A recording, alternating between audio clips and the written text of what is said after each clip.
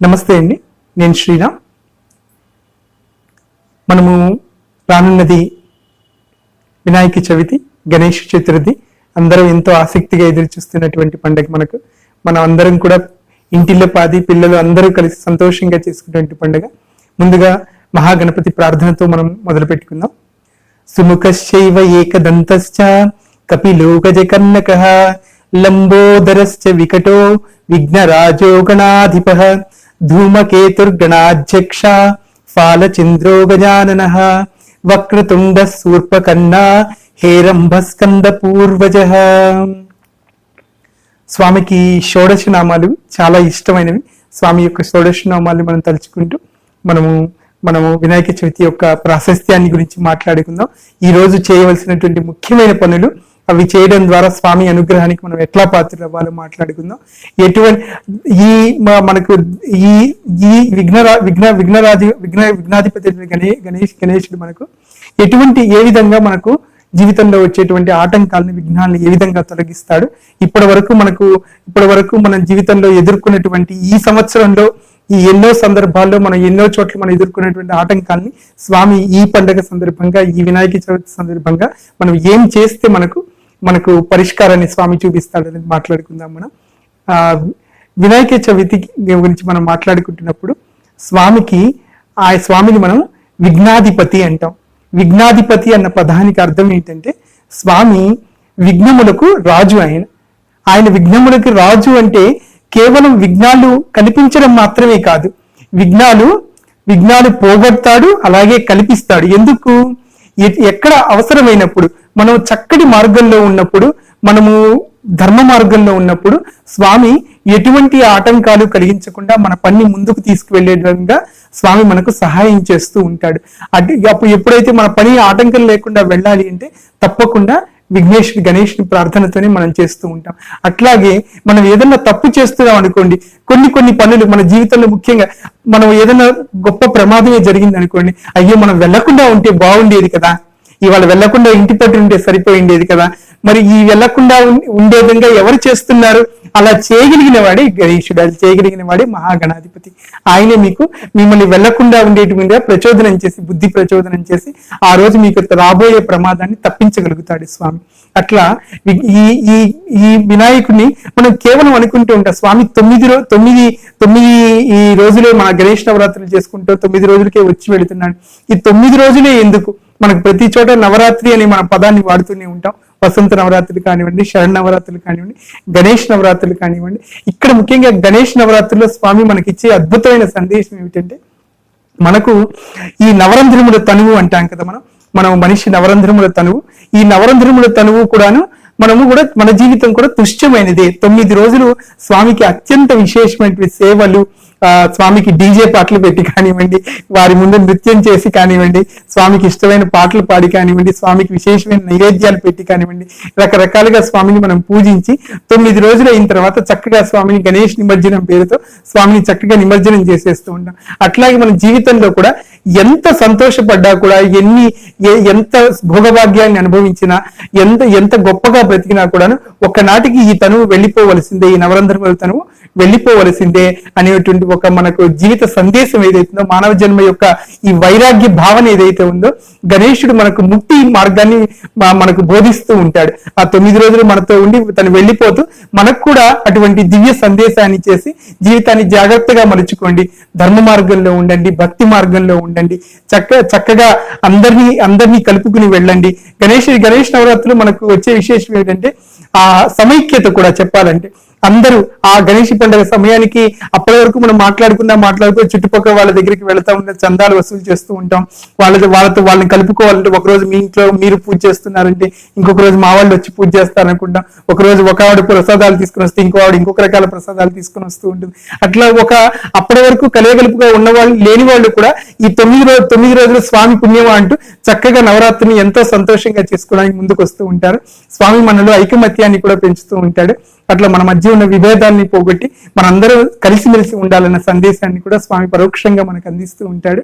ఈ సందర్భంగా స్వామికి ఇష్టమైనటువంటిది మనకు అందరూ రకరకాల పత్రి కోసం తాపత్రయపడుతూ ఉంటారు.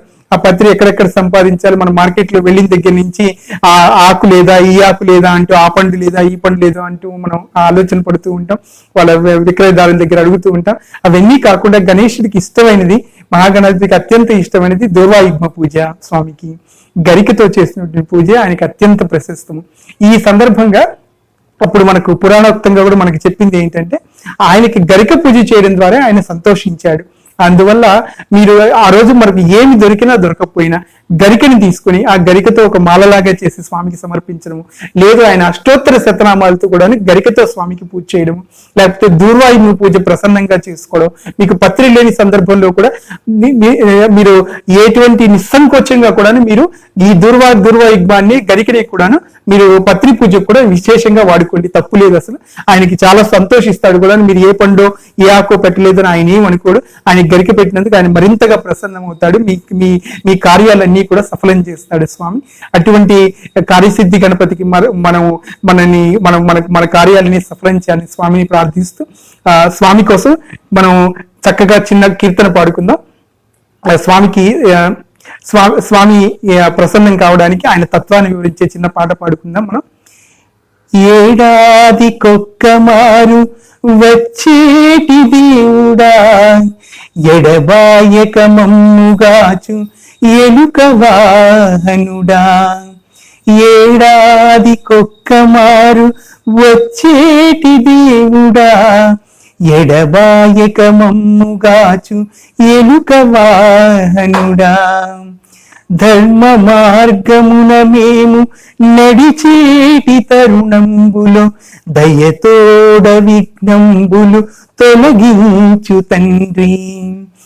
ధర్మ మార్గమున మేము నడిచేటి తరుణంబులో దయతోడ విఘ్నంబులు తొలగించు తండ్రి.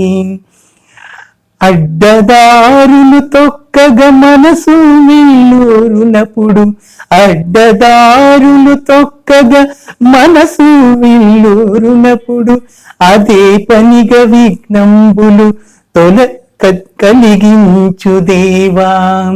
స్వామి ఇక్కడ ధర్మ మార్గంలో మేము మంచి మార్గంలో ఉన్నప్పుడు స్వామి, మేము ఏమన్నా అడ్డంకులు వచ్చినప్పుడు, ఇబ్బందులు వస్తే మాత్రం మా మీద దయ ఉంచి స్వామి, ఈ 9 రోజులు నేను చక్కగా పూజించుకుంటాం, మేము మా మీద దయ ఉంచి మా విఘ్నాలన్నీ తొలగించు. అట్లాగే మేము ఏదైనా తప్పు చేయబోయి, ఇందాక మనం అనుకున్నాం కదా, పిల్లలు తప్పు మార్గంలో వెళుతున్నప్పుడు మన బిడ్డలే వేరే మార్గంలో వెళుతున్నారు, అధర్మ మార్గంలో వెళుతున్నారు, లేకపోతే ఏవో చేయకూడని తప్పులు చేస్తున్నారు. అటువంటి సందర్భంలో కూడా స్వామి నువ్వు విఘ్నాలు పదే కలిగించు, నేనే తప్పు చేస్తున్నాను, నువ్వు విఘ్నాలు కలిగించి మళ్ళీ నన్ను సరైన దారిలో పెట్టమని చెప్పి స్వామిని వేడుకుంటూ, అట్లాగే స్వామి తత్వం కూడా చెప్తూ మళ్ళీ స్వామి 9 రోజులు మాతో సందడి చేసేటి దేవా, 9 రోజులు మాతో సందడి చేసేటి స్వామి, 9 రంధ్రముల తనువు తుశ్చెంబని చాటువాడ. 9 రోజులు నవరాత్రులు మనతో అత్యంత విశేషంగా గడిపి వెళ్ళేటప్పుడు నిమజ్జనం కార్యక్రమం ద్వారా మనకు ఈ దేహం కూడా మరొక విధంగా నిమజ్జనం అయిపోతుంది. ఎంతకాలం ఉన్నారో అంతకాలం ధర్మ మార్గంలో, భక్తి మార్గంలో ఉంటూ పరోపకార బుద్ధితో ఉండండి, చక్కగా అందరినీ కలిసిమెలిసి ఉండండి అని చెప్పే సందేశాన్ని ఇస్తూ స్వామి మనకు వైరాగ్యాన్ని కూడా, భక్తి వైరాగ్యాన్ని కూడా ప్రసాదించి వెళతారు. అటువంటి స్వామిని మళ్ళీ ఏడాదికొక్క మారు వచ్చేటి దేవుడా అంటున్నాం. మళ్ళీ ఏడాదికొక్క మారు వచ్చేటి దేవుడా. ఏంటి నా ప్రార్థన ఏంటంటే, ఎడబాయక మమ్ముగాచు ఎలుక వాహనుడా. స్వామి ఇక్కడ ఎలుక వాహనుడా అన్నలో ఎలుక సునిశ్చితమైన బుద్ధికి మీకు తార్కాణంగా నిలుస్తుంది.